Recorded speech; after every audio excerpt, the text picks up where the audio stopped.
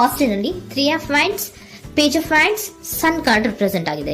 ಕೆಲವೊಬ್ಬರಿಗೆ long distance relationship ಅನ್ನ represent ಮಾಡ್ತಾ ಇದೆ. ಮತ್ತೆ ಕೆಲವೊಬ್ರು ಟ್ರಾವೆಲ್ ಮಾಡೋದ್ರ ಮೂಲಕ ನಿಮ್ಮ ಪರ್ಸನ್ ಅನ್ನ ನೀವು ಭೇಟಿಯಾಗಿರುವಂತಹ ಪಾಸ್ಟ್ ನಲ್ಲಿ ರೆಪ್ರೆಸೆಂಟ್ ಆಗ್ತಾ ಇದೆ. ನಿಮ್ಮ ಪಾಸ್ಟ್ ನಲ್ಲಿ ನಿಮ್ಮ ಲವ್ ಲೈಫ್ ನ ವಿಚಾರದಲ್ಲಿ ಒಂದು ರೊಮ್ಯಾಂಟಿಕ್ ಇತ್ತು, ಒಂದು ರೀತಿಯ ಕ್ಯೂರಿಯಾಸಿಟಿ ಇತ್ತು, ಒಂದು ಎಂಜಾಯ್ ಇತ್ತು. ಕೆಲವೊಂದು ರೀತಿಯ ಮೆಸೇಜ್ ಗಳನ್ನ ಎಕ್ಸ್ಚೇಂಜಿಂಗ್ ಮಾಡ್ಕೋತಾ ಇದ್ರಿ, ಫೋನ್ಗಳ ಮೂಲಕ ಅಥವಾ ವಾಟ್ಸ್ಆಪ್ ಗಳ ಮೂಲಕ ಮೆಸೇಜ್ ಗಳನ್ನ ಕಳಿಸ್ಕೊಳ್ಳುವಂತಹದ್ದು, ಒಂದು ರೀತಿಯ ಕ್ಯೂರಿಯಾಸಿಟಿ, ಎಕ್ಸೈಟ್ಮೆಂಟ್ ಗಳೆಲ್ಲ ನಿಮ್ಮ ಲವ್ ಲೈಫ್ ನ ವಿಚಾರದಲ್ಲಿ ಇತ್ತು. ಪಾಸ್ಟ್ ನಲ್ಲಿ ಕೂಡ ನಿಮ್ಮ ಲವ್ ಲೈಫಿನ ವಿಚಾರದಲ್ಲಿ ಯಾವುದೇ ರೀತಿಯ ತೊಂದರೆಗಳಿರಲಿಲ್ಲ. ಸೊ ಪಾಸಿಟಿವ್ ಆಗಿತ್ತು. ಪಾಸಿಟಿವ್ ಚೇಂಜಸ್ಗಳು, ಬದಲಾವಣೆಗಳನ್ನೇ ನೀವು ನೋಡಿದ್ದೀರಾ. ಯಾವುದೇ ರೀತಿಯ ತೊಂದರೆಗಳೇನು, ಜಗಳಗಳೇನು ಇಲ್ಲದೆ ಇರುವಂತಹದ್ದು ರೆಪ್ರೆಸೆಂಟ್ ಆಗ್ತಾ ಇದೆ. ಅಟ್ ದ ಪ್ರೆಸೆಂಟ್ ಸಿಚುಯೇಷನ್ ಹೇಗಿದೆ, ಈಗಿನ ಸಿಚುಯೇಷನ್ ಕೂಡ ಸೆಕ್ಯೂರ್ ಆಗಿರುವಂತಹದ್ದು. ನಿಮ್ಮ ಲವ್ ಲೈಫಿನ ವಿಚಾರದಲ್ಲಿ ಅಟ್ ಪ್ರೆಸೆಂಟ್ ಅಲ್ಲೂ ಕೂಡ, ಈ ಹಿಂದೆನೂ ಕೂಡ ನಿಮಗೆ ಚೆನ್ನಾಗೇ ಇತ್ತು, ಈಗಲೂ ಕೂಡ ಪ್ರೆಸೆಂಟ್ ಅಲ್ಲಿ ನಿಮಗೆ ಕಿಂಗ್ ಆಫ್ ಪ್ಯಾಂಟಿಕಲ್ ರೆಪ್ರೆಸೆಂಟ್ ಆಗ್ತಾ ಇರೋದ್ರಿಂದ ನಿಮಗೆ ಲವ್ ಲೈಫಿನ ವಿಚಾರದಲ್ಲಿ ಚೆನ್ನಾಗೇ ಇದೆ. ಸೊ ಒಂದು ಭದ್ರತೆ ಇದೆ. ಲವ್ ಲೈಫಿನ ವಿಚಾರದಲ್ಲಿ ಒಂದು ಸಾಮರಸ್ಯ ಇದೆ. ಯಾವುದೇ ರೀತಿಯ ತೊಂದರೆಗಳು ಏನು ಕಾಣ್ತಾ ಇಲ್ಲ. ಸೆಕೆಂಡ್ ಕಾರ್ಡ್ ಬಂದಿರುವಂತಹ ಪ್ರೆಸೆಂಟ್ ಸಿಚುಯೇಷನ್ ಅಲ್ಲಿ ಸ್ಟ್ರೆಂತ್ ಇದೆ, ಬಾಂಡೇಜ್ ಇದೆ. ಚೆನ್ನಾಗಿ ನೀವಿಬ್ಬರ ಮಧ್ಯೆ ಒಂದು ಬಾಂಡೇಜ್ ಇದೆ, ಸಾಮರಸ್ಯ ಇದೆ, ಹೊಂದಾಣಿಕೆ ಗುಣಗಳು ತುಂಬಾ ಇದೆ. ಆದ್ರೂ ಕೂಡ ಅಟ್ ಪ್ರೆಸೆಂಟ್ ಅಲ್ಲಿ ಕೆಲವೊಂದು ವಿಚಾರಗಳ ಬಗ್ಗೆ ಅನುಮಾನವನ್ನ ಪಡ್ತಾ ಇರುವಂತಹದ್ದು ರೆಪ್ರೆಸೆಂಟ್ ಆಗ್ತಾ ಇದೆ. ಅಟ್ ಪ್ರೆಸೆಂಟ್ ಅಲ್ಲಿ ನೀವು ಕೆಲವೊಂದು ವಿಚಾರಗಳ ಬಗ್ಗೆ ನಿಮ್ಮ ಮೇಲೆ ನೀವು ಕೆಲವೊಂದು ಡೌಟ್ ಅನ್ನ ಪಡ್ತಾ ಇರುವಂತಹದ್ದು ರೆಪ್ರೆಸೆಂಟ್ ಆಗ್ತಾ ಇದೆ. ನಿಮ್ ಲವ್ ಲೈಫಿನಲ್ಲಿ ಕೆಲವೊಂದು ರೀತಿಯ ಭದ್ರತೆಗಳಿದೆ. ಸೊ ಯಾವುದೇ ರೀತಿಯ ತೊಂದರೆಗಳೇನೂ ಇಲ್ಲ, ಒಂದು ರೀತಿಯ ಗುಡ್ ಬಾಂಡೇಜ್ ಇದೆ.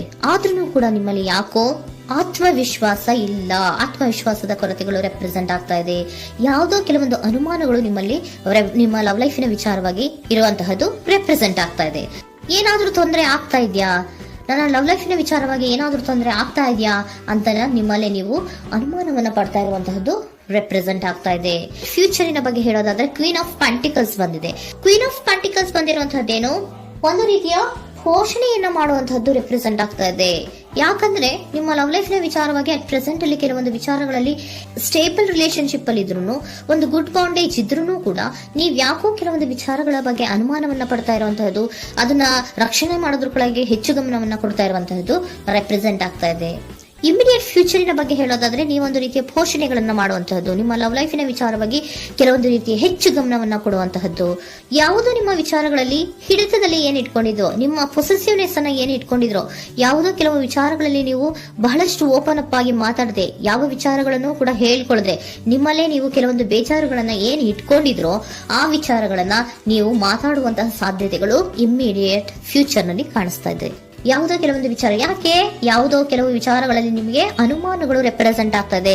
ಲವ್ ಲೈಫಿನ ವಿಚಾರ, ಪ್ರೀತಿಯಲ್ಲಿ ಯಾವಾಗ ಅನುಮಾನಗಳು ಸೃಷ್ಟಿಯಾಗುತ್ತೋ ನಾವು ಅವಾಗವಾಗ್ಲೇ ಅದನ್ನ ಬಗೆಹರಿಸ್ಕೊಬೇಕು.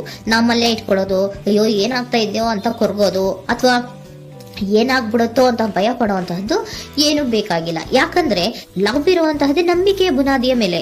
ಸೊ ನೀವೇನ್ ಮಾಡ್ಬೇಕು, ಏನಾದ್ರೂ ಸ್ವಲ್ಪ ಡೌಟ್ಗಳು ಬಂದಾಗ ನೀವು ಅದನ್ನ ಬಗೆಹರಿಸ್ಕೋಬೇಕು.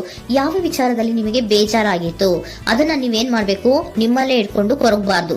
ಓಪನ್ ಅಪ್ ಆಗಿ ಮಾತಾಡೋದ್ರ ಮೂಲಕ ನೀವು ಕ್ಲಾರಿಟಿಯನ್ನ ತಗೊಳ್ಳುವಂತದ್ದು ನಿಮಗೆ ಇಮಿಡಿಯೇಟ್ ಫ್ಯೂಚರ್ ನಲ್ಲಿ ಕಾಣಿಸ್ತಾ ಇದೆ. ಯಾವುದೇ ವಿಚಾರಗಳ ಬಗ್ಗೆ ನೀವು ನಿಮ್ಮ ಲವ್ ಅನ್ನ ಅಥವಾ ನಿಮ್ಮ ಪ್ರೀತಿಯನ್ನ ಭದ್ರವಾಗಿ ಉಳಿಸ್ಕೊಳ್ಳೋದಕ್ಕೋಸ್ಕರವಾಗಿ ನೀವು ನಿಮ್ಮಲ್ಲೇ ಇಟ್ಕೊಂಡಿದ್ದಂತಹ ಅಥವಾ ಕೆಲವು ಬೇಜಾರಿನ ವಿಷಯಗಳ ಬಗ್ಗೆ ನೀವು ಹೆಚ್ಚು ಮಾತಾಡಿ, ಓಪನ್ ಅಪ್ ಆಗಿ ಕೆಲವೊಂದು ವಿಚಾರಗಳ ಬಗ್ಗೆ ಮಾತಾಡುವಂತಹದ್ದು ಮತ್ತೆ ಅದನ್ನ ಕ್ಲಾರಿಟಿಗೆ ತಗೊಳ್ಳುವಂತಹದ್ದು ರೆಪ್ರೆಸೆಂಟ್ ಆಗ್ತಾ ಇದೆ. ನಿಮ್ಮಲ್ಲಿ ಬಾಟಮ್ ಆಫ್ ದ ಡಕ್ ಅಲ್ಲಿ ಬಂದಿರುವಂತಹದ್ದೇ ಅದು. ಖುಷಿಯಾಗಿರ್ಬೇಕು, ಸಂತೋಷವಾಗಿರ್ಬೇಕು, ನಮ್ಮ ಲವ್ ಲೈಫಿನ ವಿಚಾರದಲ್ಲಿ ಒಂದು ಎಂಜಾಯ್ ಇರಬೇಕು, ಮತ್ತೆ ನೆಮ್ಮದಿ ಇರಬೇಕು, ಯಾವುದೇ ರೀತಿ ಗಲಿಬಿಲಿಗಳಿರಬಾರ್ದು ಅನ್ನೋಂತಹದ್ದೇ ನಿಮ್ಮ ಎನರ್ಜಿಯಲ್ಲಿ ರೆಪ್ರೆಸೆಂಟ್ ಆಗ್ತಾ ಇರೋದು.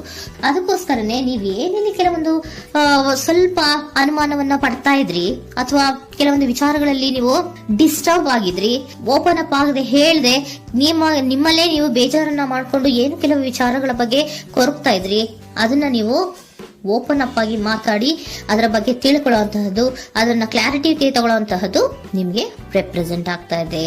ಪಾಸ್ಟಿನಲ್ಲಿ ನಿಮ್ಗೆ ತುಂಬಾನೇ ಚೆನ್ನಾಗಿತ್ತು, ಅಟ್ ಪ್ರೆಸೆಂಟಿನಲ್ಲೂ ತುಂಬಾನೇ ಚೆನ್ನಾಗಿದೆ. ಬಟ್ ಕೆಲವೊಂದು ವಿಚಾರಗಳ ಬಗ್ಗೆ ನೀವು ಸೆಲ್ಫ್ ಡೌಟ್ ಅನ್ನ ಪಡ್ತಾ ಇರುವಂತಹದ್ದು ರೆಪ್ರೆಸೆಂಟ್ ಆಗ್ತಾ ಇದೆ. ಏನಾಗ್ತಾ ಇದೆಯೋ ಅನ್ನೋದ್ರ ಬಗ್ಗೆ ನೀವು ಸ್ವಲ್ಪ ವಿಶ್ವಾಸವನ್ನ ಕಡಿಮೆ ಮಾಡ್ಕೊಳ್ತಾ ಇರುವಂತಹದ್ದು ರೆಪ್ರೆಸೆಂಟ್ ಆಗಿತ್ತು. ಬಟ್ ಆದ್ರೆ ಇನ್ನು ಇಮಿಡಿಯೇಟ್ ಫ್ಯೂಚರ್ ನಲ್ಲಿ ಏನಪ್ಪಾ ಅಂದ್ರೆ ನಿಮ್ಮ ಲವ್ ಲೈಫ್ ಅನ್ನ ನಾವು ಉಳಿಸ್ಕೊಬೇಕು, ನಾನು ಎಲ್ಲವನ್ನ ನನ್ನ ಕಂಟ್ರೋಲ್ ಅಲ್ಲೇ ಇಟ್ಕೊಂಡು ಅಥವಾ ಪೊಸೆಸಿವ್ನೆಸ್ ಅನ್ನ ಬೆಳೆಸ್ಕೊಂಡು ನಾನೇ ಬೇಜಾರು ಮಾಡ್ಕೊಂಡಿದ್ರೆ ಸರಿ ಇಲ್ಲ, ನಾನು ಓಪನ್ ಅಪ್ ಆಗಿ ಮಾತಾಡಿ ಕೆಲವೊಂದು ವಿಚಾರಗಳ ಬಗ್ಗೆ ನಾನು ಕ್ಲಾರಿಟಿಯನ್ನ ತಗೋಬೇಕು ಅಂತ ಆಲೋಚನೆಯನ್ನ ಮಾಡ್ತಾ ಇರುವಂತಹದ್ದು ರೆಪ್ರೆಸೆಂಟ್ ಆಗ್ತಾ ಇದೆ. ಓಕೆನಾ, ಒಂದು ಏಂಜಲ್ ಗೈಡೆನ್ಸ್ ನ ನಿಮ್ಮ ಲವ್ ರೀಡಿಂಗಿನ ವಿಚಾರವಾಗಿ ತಗೊಂಡ್ಬಿಡೋಣ ಅಲ್ವಾ. ದ ಸಿಚುಯೇಷನ್ ವಿಲ್ ಇಂಪ್ರೂವ್, ಸಿಚುಯೇಷನ್ಗಳು ಇಂಪ್ರೂವ್ ಆಗತ್ತೆ. ನೀವು ನಿಮ್ಮಲ್ಲೇ ಇಟ್ಕೊಂಡು ಹೊರಗಬೇಡಿ. ಯಾವುದೇ ವಿಚಾರಗಳನ್ನ ನಾವು ಓಪನ್ ಅಪ್ ಆಗ್ಬೇಕು. ನಾವೇ ಬೇಜಾರ್ ಮಾಡ್ಕೊಂಡ್ರೆ ಅವ್ರಿಗೆ ಏನ್ ಅರ್ಥ ಆಗುತ್ತೆ, ನಿಮ್ ಪರ್ಸನ್ ಏನ್ ಅರ್ಥ ಆಗುತ್ತೆ, ಏನಕ್ಕೆ ಬೇಜಾರ್ ಮಾಡ್ಕೊಂಡಿದೀರಾ ಅಂತ ಅವ್ರು ತಿಳ್ಕೊಬೇಕು ಅಲ್ವಾ. ನಿಮ್ಗೆ ಅವರಲ್ಲಿ ಏನೇ ರೀತಿ ಕ್ಲಾರಿಟಿ ಬೇಕು ಅಂದ್ರೂ ಕೂಡ ನೀವು ಮಾತಾಡಿ ಕ್ಲಿಯರ್ ಮಾಡ್ಕೊಳ್ಳಿ. ಅವಾಗ ಏನಾಗುತ್ತೆ, ದ ಸಿಚುಯೇಷನ್ ವಿಲ್ ಇಂಪ್ರೂವ್ ಆಗತ್ತೆ. ಇದಿಷ್ಟು ನಿಮ್ಮ ಮಂತಿನ ಲವ್ ರೀಡಿಂಗ್.